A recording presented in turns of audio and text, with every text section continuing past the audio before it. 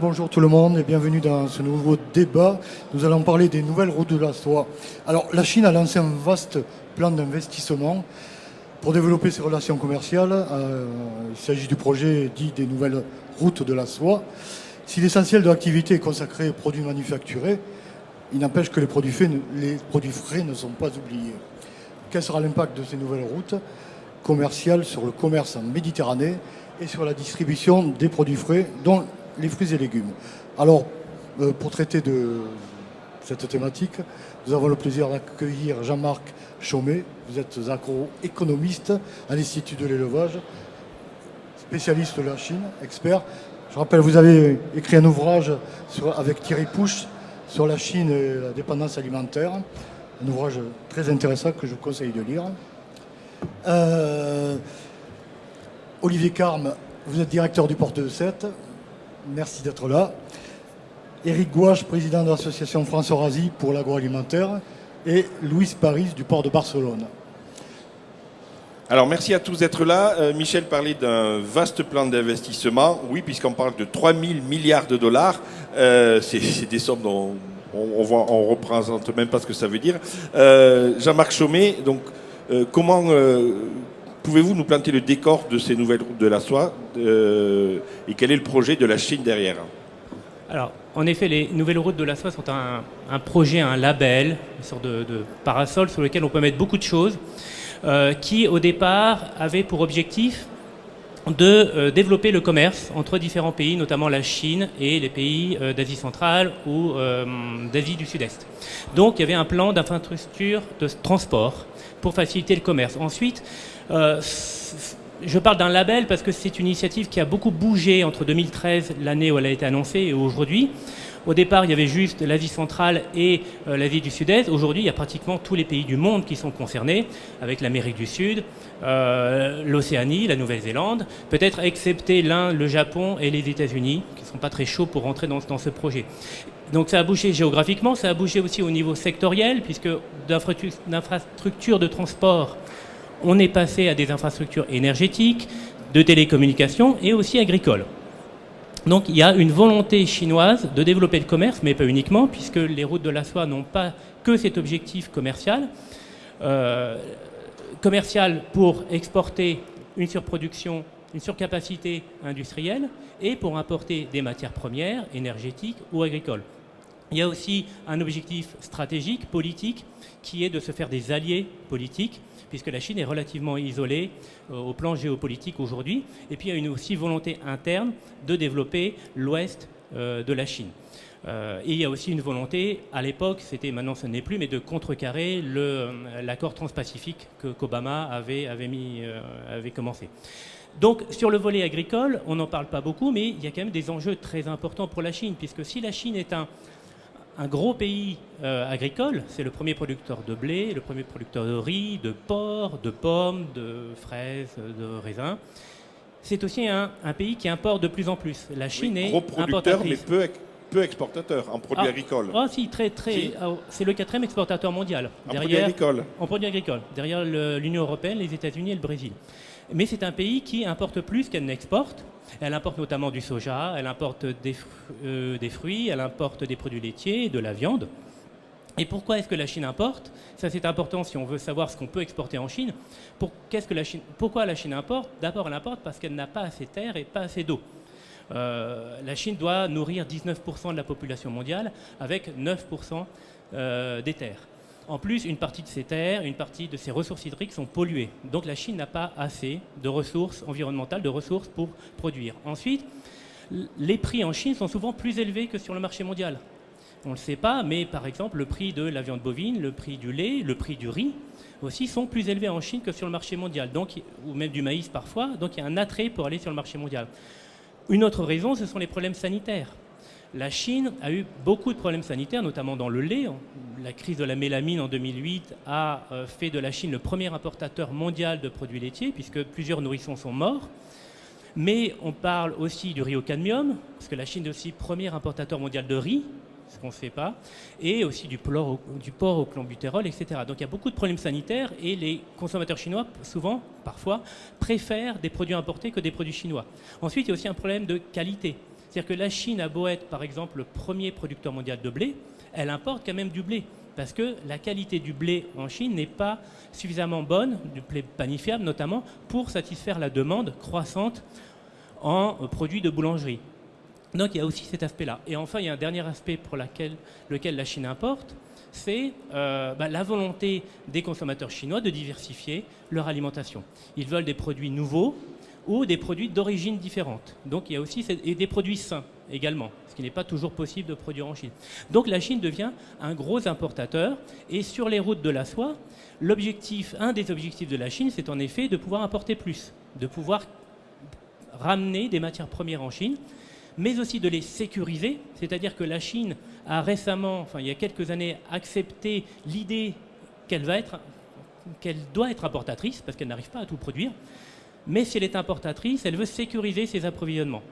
C'est-à-dire ne pas importer de n'importe qui, de n'importe où, il vaut mieux importer d'entreprises chinoises ou de traders chinois.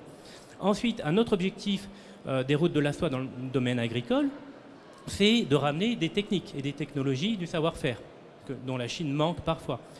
Un autre objectif, c'est d'exporter. La Chine est exportatrice nette en légumes, par exemple, alors qu'elle est importatrice nette en fruits. Donc la Chine cherche de nouveaux débouchés aussi pour ses produits agricoles.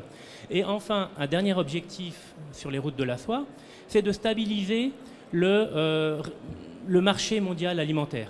C'est-à-dire de coopérer avec certains pays, c'est-à-dire de donner des techniques chinoises à certains pays pour que certains pays, notamment en Asie centrale ou en Afrique, augmentent leur production agricole, pèsent moins sur les marchés mondiaux, détendent les prix, ce qui permettra ensuite à la Chine de pouvoir, elle, acheter plus sur le marché mondial. Donc voilà à peu près le contexte dans lequel se situent ces nouvelles routes de la soie qui, au départ, donc, n'étaient que sur l'Asie centrale, puis se sont prolongées jusqu'en Europe et puis donc partout dans le monde, comme je l'ai dit. Vous avez parlé de cette forte dépendance alimentaire et de la crise du lait. Les Chinois ont la fâcheuse habitude aujourd'hui d'acheter des savoir-faire ou d'acheter carrément comme ils viennent de le faire, le premier producteur de lait en Israël. Est-ce qu'ils vont pas, ils ont déjà commencé en Europe, est-ce qu'ils vont pas continuer à le faire? Il y a en effet une volonté de la Chine de, comme je disais, sécuriser son approvisionnement, aussi bien donc en rachetant des fermes, en rachetant des usines de transformation, en rachetant des traders, en rachetant des entreprises de semences, Syngenta en Suisse, donc de sécuriser toute la chaîne alimentaire.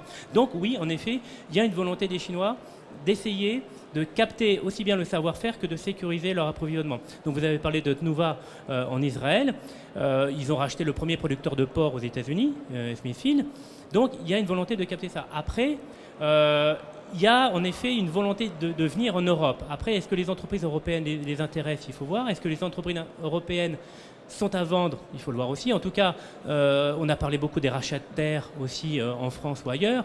En Europe, je suis moins inquiet sur les rachats de terres. Par contre, il peut en effet peut-être y avoir des rachats d'entreprises si certaines sont à vendre. Tout à fait. Éric Gouache, avec l'association France-Eurasie pour l'agroalimentaire que vous présidez, vous suivez de très près ce dossier des routes de la soie, à la fois en observant un petit peu les risques qu'il pourrait donner, mais aussi en le voyant comme une opportunité. Oui, vous avez raison, le problème est posé. De savoir si on saisit une opportunité ou est-ce qu'on se bat contre ce qui est en train de se passer aujourd'hui. Comme l'a très justement dit monsieur, j'allais dire le mal est fait. Il y a aujourd'hui plus de 4000 trains qui arrivent en Europe par an. C'est pas neutre. 1 million de tonnes de produits qui transitent. En gros, dans les grandes lignes, vous avez 600 000 tonnes d'importation pour 400 000 tonnes d'exportation. Donc on est déjà quand même dans un phénomène existant et dont on peut déjà parler. En produits agricoles? Non, je parle en général. Tout produit confondu. Donc les lignes ferroviaires existent. Et c'est vrai que l'initiative du président chinois de développer ces fameuses lignes route de la soie en 2013 arrive aujourd'hui à un point qui soit est une opportunité, soit un risque. Voilà. Donc, à notre niveau, on a essayé donc de poser le problème et de créer une étude avec l'appui de France Agrimaire pour essayer de planter le décor, si je puis dire, pour savoir quelles seraient les opportunités à saisir et, je dirais, les problèmes à éviter. Alors c'est une étude qui est basée donc, dans l'agroalimentaire. On parlait donc de la géographie, et c'est vrai que économiquement, ce que nous avons vécu à partir de 2014 à la suite de l'embargo russe, j'allais dire, a suscité les passions, puisqu'il a fallu trouver des solutions dans certaines lignes de produits. Et l'interprofession porcine, par exemple, Inapor a déjà fait une étude très complète en 2013 de logistique pour savoir quelles étaient les possibilités d'exporter sur la Chine, puisque je rappelle qu'avant l'embargo, l'interprofession du porc exportait quelques 120 000 tonnes de porc en Russie et qui s'est retrouvée bloquée du jour au lendemain. Aujourd'hui, quasiment le même tonnage est exporté en Chine par le réseau maritime. Donc, après, on va peut-être reparler donc, des conséquences économiques, puisque le prix maritime est différent des premières études que nous avons sur les lignes ferroviaires. Mais encore une fois, c'est une globalisation, c'est une approche multilatérale de la Chine dont je pense que nous allons avoir énormément de mal à se passer. Alors Luis Paris, vous êtes du port de Barcelone. Justement, vous travaillez beaucoup sur cette question, à comparer les temps de liaison et les coûts entre le maritime et le ferroviaire notamment, et comment les ports européens, on viendra à ça tout à l'heure, les ports européens peuvent se positionner par rapport à ces projets chinois. Bon, nous sommes convaincus que les ports aujourd'hui, c'est plus une place pour charger et décharger des navires. Le port aujourd'hui, c'est une place pour l'intermodalité. C'est une place où les marchandises, elles doivent gagner de valeur, où ils arrivent à passer des opérations dont font les compagnies plus compétitives. Alors, quand nous regardons les mouvements de conteneurs, comment cette route de la soie peut nous affecter, j'ai amené quelques petits... On a les diapos, s'il vous plaît, ça va arriver, ne vous inquiétez pas. Continuez, voilà. Voilà. Merci. Et ici, c'est seulement pour nous mettre un peu en contexte et voir que on parlait de 4000 trains par an. Il faut parler de quelques 25 millions de conteneurs pleins entre la Chine, les Far East et l'Europe, et 27 millions aussi vers l'Amérique. Nous avons mis cette carte de cette manière avec la Chine au centre parce que nous pensons que c'est ce qui est en train d'arriver. Vous voyez, il y a 25 millions vers l'ouest, 27 millions vers l'est, mais les trafics intra-asiens, c'est presque 65 millions. Alors, la Chine est en train de nous faire parvenir de son pouvoir économique, de sa capacité import-export. Et quand nous faisons cette analyse, quand nous analysons ça du point de vue de port, nous voyons que la route de la soie par terre, c'est un complément. C'est un complément très intéressant qui vient se mettre entre les ultra-fast de l'aérien et les systèmes maritimes. Avec la concentration d'armement, ce que nous voyons, c'est que le temps de transit est en train de s'allonger, pas de se faire plus petit. Oui, parce qu'il y a plus d'étapes, c'est ça? Oui, il y a de grands navires, il y a de grandes opérations de transbordement, il y a plus de ports à desservir et à la fin, il faut rester un peu entre les portes, on dit de la Champions League, pour recevoir les grands navires et pas être toujours en train d'attendre les feeders qui viennent nous amener quelque autre chose. Mais en général, tous les ports de l'arche Méditerranée, disons entre Valence et peut-être Gênes ou La Spezia, nous sommes dans le même bateau. Et nous pensons que nous sommes encore...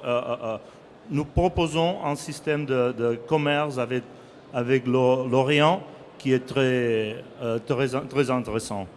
On dit que le temps de transport en bateau maritime est de 35 à 45 jours entre l'Europe et la Chine. Il n'est que de 20 jours par voie de train SNCF. Vous confirmez? Ferroviaire, pardon. Éric? Oui, je confirme. En fait, bon, il y a deux choses. La première, donc, c'est le temps de transit maritime qui est effectivement, selon les ports de départ, de 30 à 45 jours. En train, on parle de 10 à 12 jours. Donc en gros, vous pouvez faire 2 trains pour un transit maritime. La question qui va se poser, et sur laquelle on a aussi établi l'étude, c'est le temps de dédouanement. C'est qu'aujourd'hui, les ports sont équipés pour dédouaner les navires relativement rapidement, les ports chinois notamment, alors qu'on n'a pas encore la sécurisation du temps de dédouanement des trains en fonction des gares que ces trains atteindront. Voilà, donc il y a tout un travail également à faire là-dessus, puisque comme vous l'avez compris, l'opportunité que les Chinois ont d'avoir ces trains, puisque je rappelle qu'en gros, la moitié des trains qui viennent en Europe repartent à vide. Donc c'est un petit peu ce qui a généré cette demande, c'était d'utiliser ce retour à vide pour mettre des produits, si ce n'est européens, français, dans ces trains. Donc, encore une fois, c'est le temps de dédouanement et le temps de mise à disposition de la marchandise qui seront dans ces trains qui détermineront réellement si le transit est beaucoup plus favorable en train que sur la voie maritime. Olivier, oui. Moi, j'avais une information, là. Le train Yiwu-Madrid, il apporte des jouets de l'électroménager en Europe et il repart vers la Chine avec des produits de luxe, alors que la ligne Chengdu-Duisbourg achemine du matériel informatique vers l'Europe et importe vers la Chine des pièces automobiles. Donc ils ne repartent jamais à vide. Oui, mais Eric dit que la moitié repartent à vide pour l'instant. Jean-Marc Chaumette et puis après Chaumet, pardon, et puis Olivier Carmès. Allez-y. Juste un complément. Oui. Il faut en effet voir tout ce que vous avez dit pour savoir s'il est possible, s'il est rentable aussi, le train est rentable par rapport au bateau, mais il y a aussi le type de produit. Il faut aussi regarder quel type de produit peut être exporté par train et non pas par bateau. Les céréales, non, il n'y a pas d'intérêt à le faire. Certains produits laitiers non plus. Apparemment, tout ce qui est alcool et vin, il y aurait des risques de casse dans les trains qui n'auraient pas par bateau. Enfin voilà, il y a tout un aspect des choses. Quels produits agricoles, j'entends, peuvent être exportés par train. La viande porcine apparemment congelée, ça pourrait le faire. De la viande fraîche, ça pourrait peut-être aussi le faire, d'après certains, par train. Mais voilà, il y a en plus de tous les aspects techniques, il y a aussi quels produits peuvent passer par bateau et par train. Comme vous savez, à Barcelone, nous avons la connexion ferroviaire avec les gabarits européens. Alors, nous nous proposons un peu comme le bout de ces trains. Et nous avons des contacts avec assez de 52 opérateurs ferroviaires qui, à ce moment-ci, sont en train de faire ça. Et pour le moment, nous n'avons jamais rencontré un service frigo. Il semble bien que ça pourrait être possible. Je pense que nous sommes obligés de travailler pour que ça soit possible assez tôt, parce que ça a beaucoup de sens. C'est un temps de transit amélioré, que ça fait une différence contre les navires. Nous avons par exemple une production de fruits à l'aire de Lleida, dont elle n'est pas capable de joindre la Chine avec un temps de transit sécurisé. Alors, c'est une exportation qui n'arrive jamais à se produire. Mais à ce moment-ci, il y a le problème les conteneurs frigo sur les trains qui n'est pas sécurisé. Il y a des problèmes de maintenance.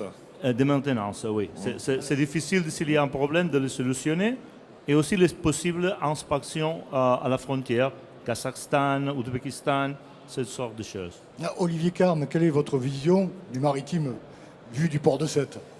Voilà, alors c'est vrai que par rapport à un port comme le nôtre, qu'on appelle aujourd'hui de moyenne dimension, c'est vrai qu'on n'est pas la dimension d'un port comme Barcelone.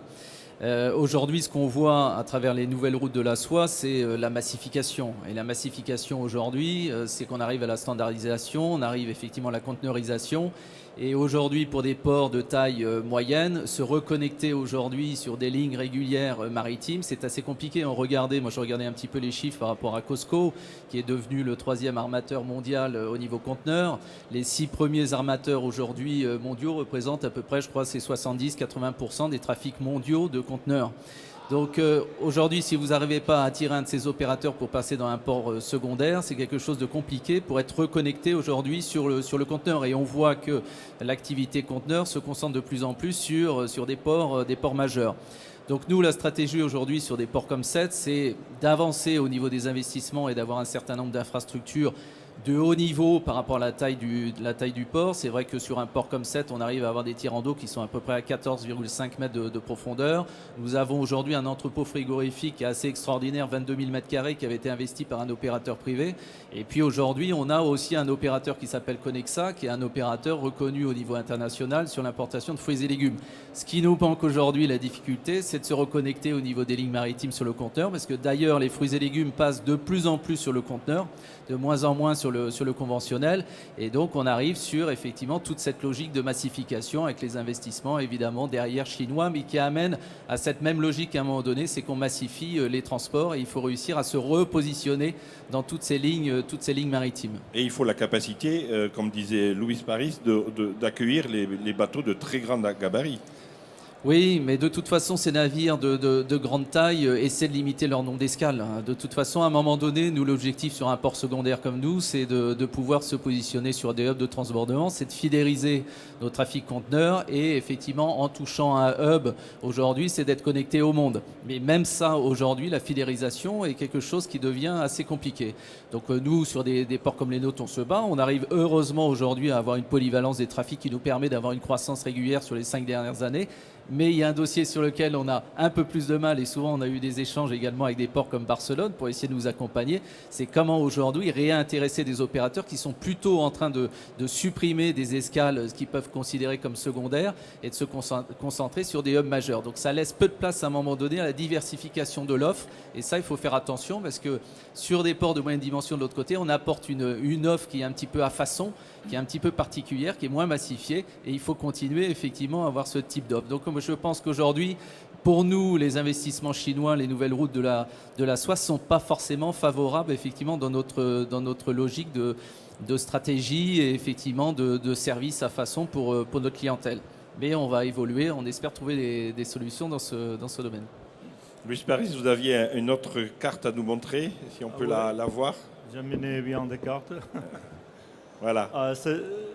Avec celle-ci, je pense qu'on voit l'influence chinoise, pas sur l'Europe, mais sur le monde. Hein, comme Jean-Marc il disait au début, ça c'est pas seulement sur terre et par train, mais sont aussi les investissements des Chinois dans l'Afrique, notamment de l'Est, mais aussi en Méditerranée, spécialement au Pirée, qu'ils ont converti en une plateforme pour la distribution. Maintenant, ils sont aussi à Valence. Ces dernières semaines, nous avons connu de l'Italie, hein, de la partie de Gênes et Vado Ligure. Et à la fin, ils sont en train de débarquer. Ils sont en train de se communiquer avec le reste du monde. La Chine a été un pays assez enfermé, mais maintenant, ils ont décidé de s'ouvrir. Et cette solution de voie ferrée, c'est très intéressant. À ce moment-ci, les temps de transit annoncés sont plutôt entre la Chine et le nord, l'Europe, notamment Duisbourg, Ludwigshafen. Et après, ils utilisent les services ferroviaires existants pour distribuer vers le sud. Alors, c'est un peu à nous d'avoir ces opérateurs qui nous connectent avec les grands tuyaux vers la Chine. Jean-Marc Chaumet, on dit que la Chine, les Chinois sont demandeurs en produits de qualité. Les produits français sont on la cote, mais il y a quand même une grosse difficulté, c'est celle d'obtenir un agrément phytosanitaire notamment pour les fruits et légumes. Est-ce que vous avez des informations là-dessus Alors, sur les fruits et légumes spécifiquement, non. Mais de manière générale, il est vrai que le marché chinois est relativement fermé. Pas fermé au niveau tarifaire. C'est-à-dire que lorsque la Chine est entrée dans l'OMC, elle a bien baissé ses droits de douane, qui avaient déjà beaucoup baissé avant l'entrée dans l'OMC. Donc, à part sur certains produits comme les céréales, qui ont des contingents tarifaires, les droits de douane sont relativement faibles quand on compare à Corée, Japon, mais par contre, le niveau sanitaire est relativement élevé. Et avoir un agrément, c'est vrai, pour exporter, est relativement compliqué. Pour la viande que je connais mieux, il faut normalement 3 ans entre le début des négociations et le moment où les abattoirs, par exemple, sont agréés pour exporter. Il faut normalement 3 ans. Pour la viande bovine, il y a eu un accord politique pour aller plus rapidement, ça a duré 1 an, mais normalement ça dure beaucoup de temps. Et les réglementations chinoises sont de plus en plus strictes, et en fait il y a de plus en plus de listes négatives, ou de listes positives, c'est-à-dire que tout ce qui est sur la liste est agréé, peut rentrer, tout ce qui n'y est pas ne peut pas rentrer. Donc on se retrouve face à une volonté chinoise de freiner un petit peu les importations sur certains produits, mais d'un autre côté, comme je l'ai dit tout à l'heure, la Chine a besoin d'importer. La Chine se retrouve face à un manque de produits, et donc, par exemple, sur certains produits comme la viande bovine, elle a ouvert ses frontières de manière accélérée parce qu'elle sait que les prix sont élevés, qu'il y a une demande intérieure, et que donc il faut satisfaire la population. Donc je dirais tout dépend des produits, mais aujourd'hui, et peut-être plus encore avec à la fin du conflit entre les États-Unis et la Chine va peut-être s'ouvrir de plus en plus à certaines importations. Éric Goua, je ne sais pas quand la Chine s'éveillera, c'est quand la Chine s'ouvrira. La Chine est déjà S'ouvrir. ouverte. Elle est déjà ouverte.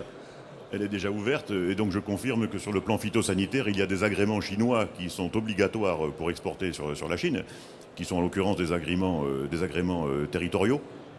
Donc il faut que les phytos chinois agréent la région géographique pour exporter en Chine. Donc ça, bon, voilà, ça c'est fait, c'est dans le cadre d'accords bilatéraux. Ça c'est entre l'Europe et la Chine. Non, même la France. C'est national. Voilà, Pardon. c'est national, c'est des accords bilatéraux.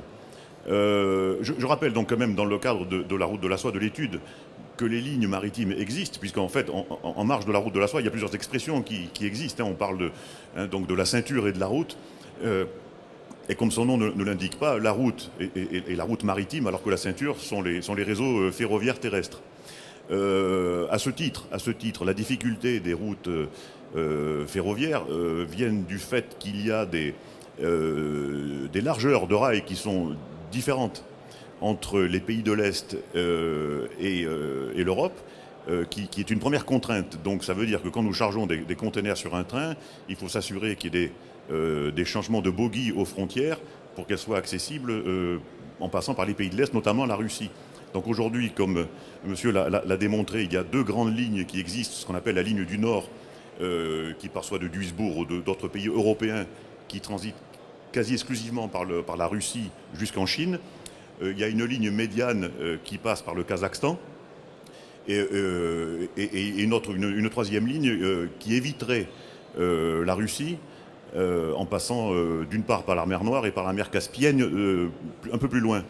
Je dis ça dans le sens où aujourd'hui, nous ne sommes pas sûrs que les produits qui sont actuellement sous embargo ne soient pas bloqués sur le marché russe, ne serait-ce que étant en transit. Donc là aussi, on a besoin de sécuriser en marge de la logistique, j'allais dire, le côté politique de cette route de la soie.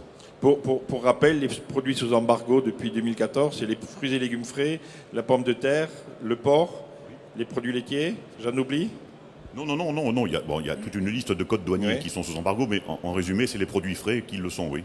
Donc, oui. Pour donner quelques chiffres, l'échalote a obtenu son agrément en 2018 pour la Chine. Et il y a seulement 10 départements français qui sont autorisés à exporter de la pomme. Vous confirmez ? Oui, absolument, oui, même au même titre que la pomme, toutes les régions françaises ne sont pas ouvertes à l'exportation sur la Chine. Louise Paris, vous avez aussi travaillé et observé ce que dit et vous confirmez, je pense, que vient de dire Éric Goua sur le problème de la largeur d'écartement des rails entre les différents pays qui seraient traversés par la ceinture. Ce n'est pas seulement l'écartement de rails, c'est aussi le système de sécurité des trains sur la voie. Nous voyons ça quand nous faisons un train de Barcelone à Perpignan.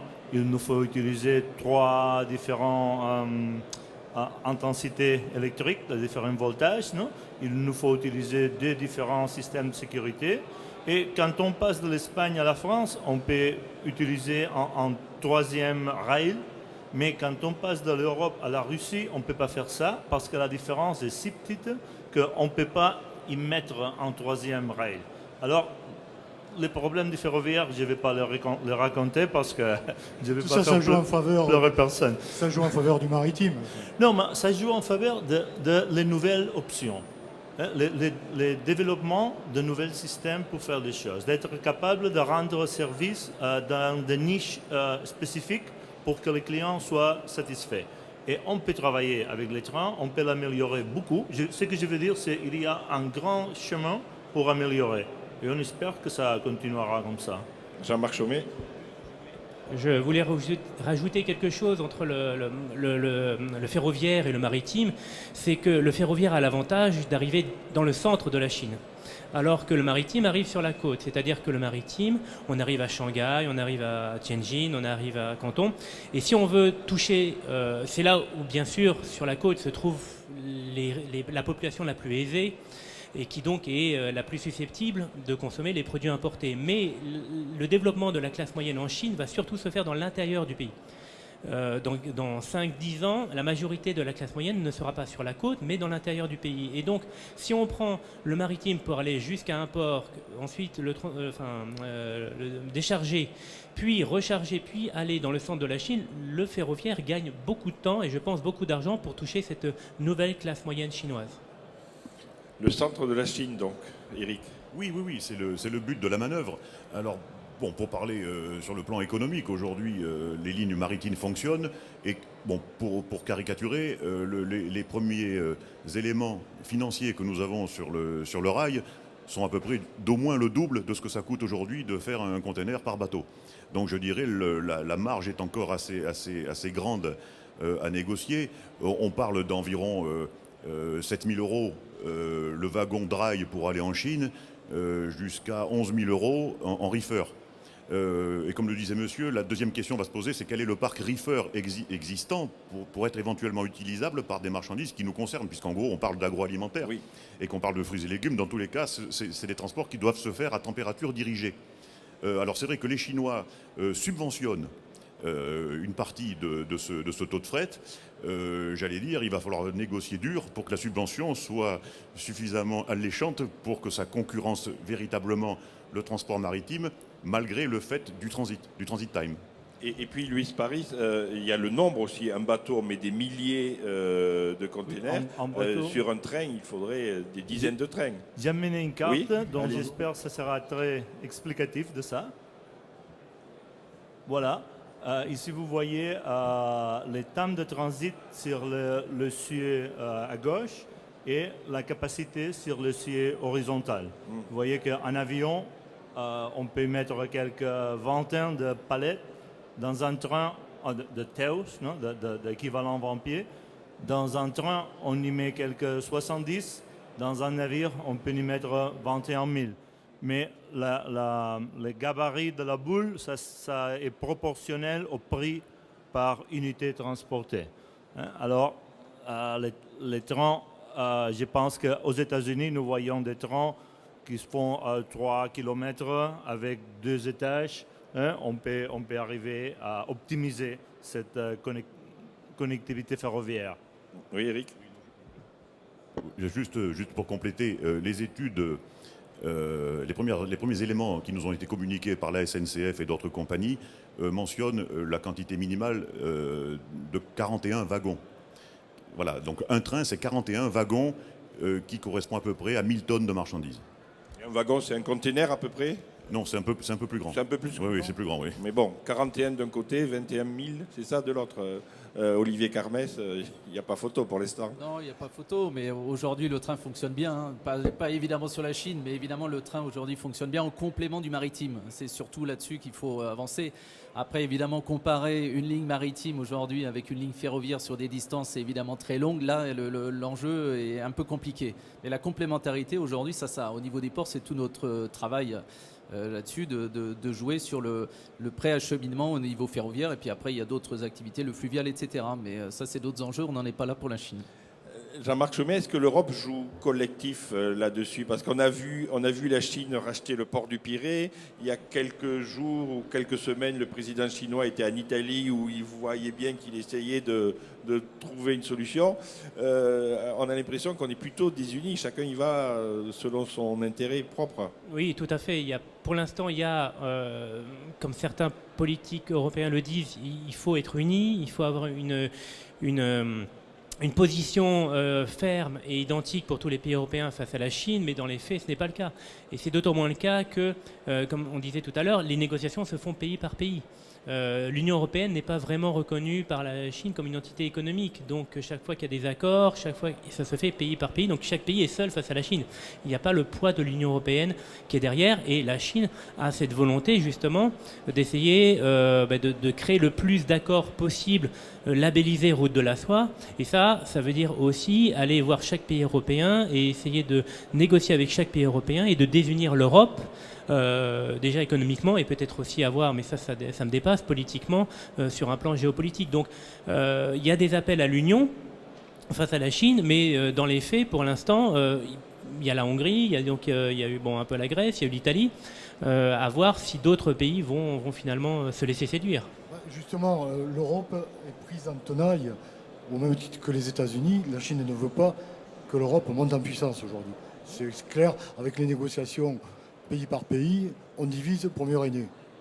Et oui, autre point, la stratégie chinoise, elle est d'importer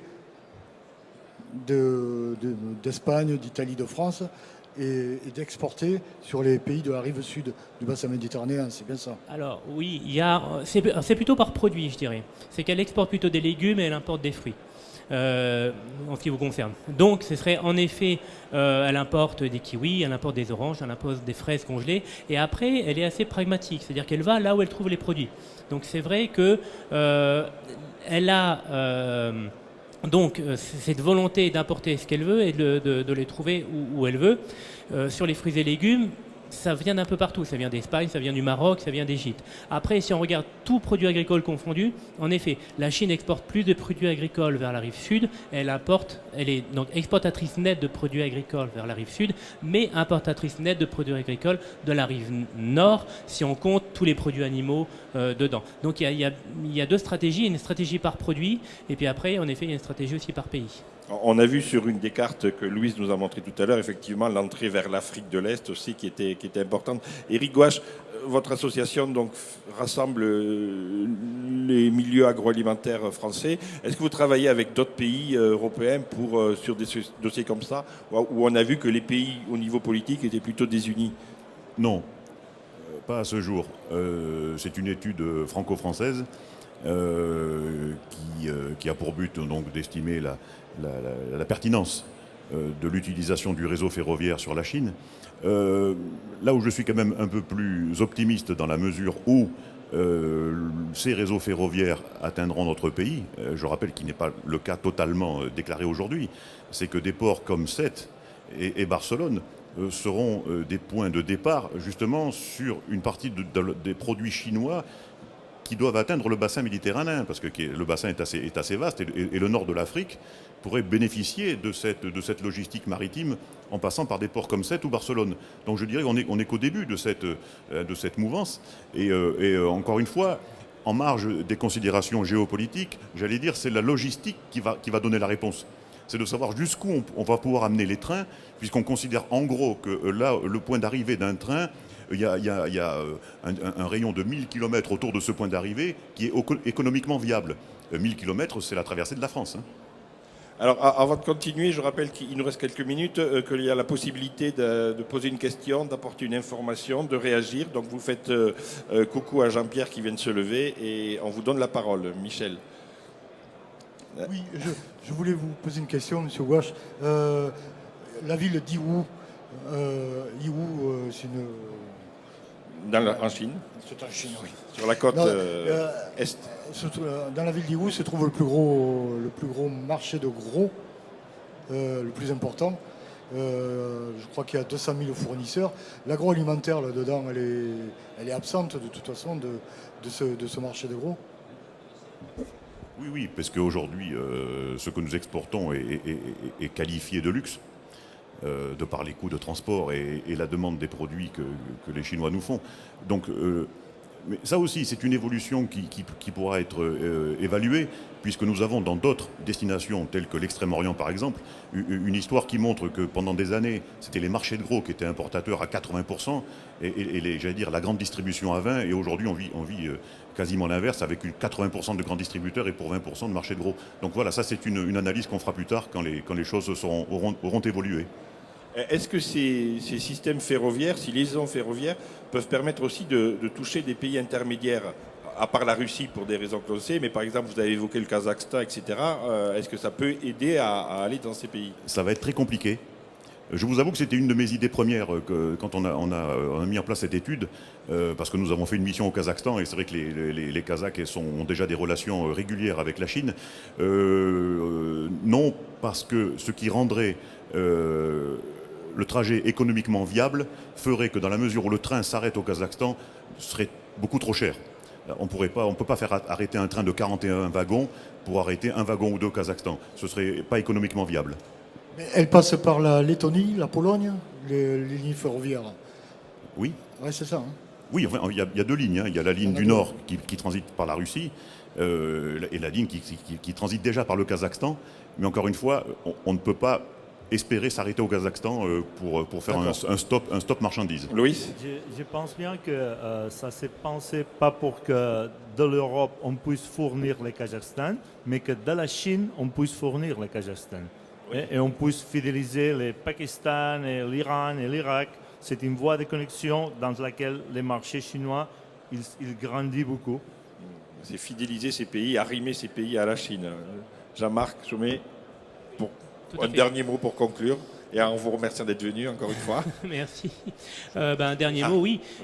Tout l'objectif de la Chine, comme ça a été dit, c'est de fidéliser les pays, c'est de rapprocher les pays sur un plan économique et politique pour avoir une nouvelle forme de mondialisation à la chinoise, une nouvelle forme de multilatéralisme à la chinoise, avec des règles chinoises, avec des normes chinoises peut-être, donc une influence chinoise plus grande. C'est un peu le but final, je dirais, selon moi, des routes de la soie, au-delà du simple fait économique, et à voir est-ce que cet objectif va être atteint par la Chine en 2049, puisque la Chine ambitionne de devenir la première puissance mondiale en 2049. Alors il y a une réaction du public. Merci de vous présenter, monsieur. Bonjour. Bonjour.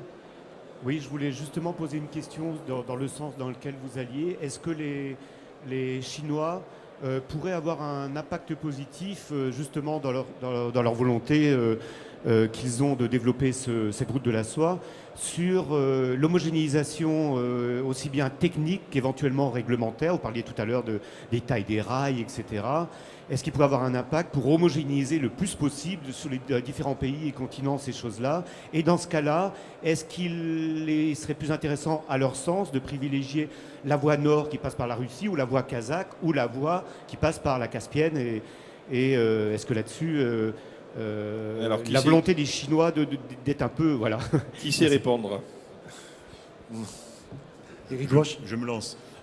C'est pas tant de savoir, de connaître la réponse. Ce que je peux dire, c'est que les lignes ferroviaires fonctionnent déjà.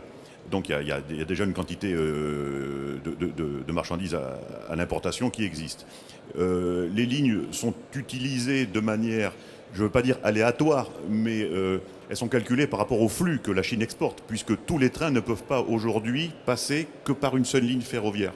Donc ils sont contraints d'utiliser les lignes en fonction de la disponibilité des trains. C'est une première réponse. La deuxième, il n'y aura pas d'homogénéisation possible en fonction de l'écartement des rails, puisqu'en l'occurrence, la Russie ne changera jamais son réseau ferroviaire, enfin autant que je le sache, sur 6000 km de rails. Puisque je rappelle qu'aujourd'hui, dans le projet de route de la soie, on parle de plus de 80 000 km de réseau ferroviaire. Donc je pense que l'homogénéisation, c'est un vœu pieux, mais je pense que ce n'est pas économiquement viable. Merci à tous, Michel. Avant de terminer, je vous invite à lire cet excellent livre écrit par Jean-Marc Chaumet et Thierry Pouche, La Chine au risque de la dépendance alimentaire, qui est disponible sur le site de l'Institut de l'élevage. Et l'éditeur? Et l'éditeur, ce sont les presses universitaires de Rennes. Bien, merci à tous et à très vite et à tout de suite pour les prévisions de récolte de pommes de terre. Merci.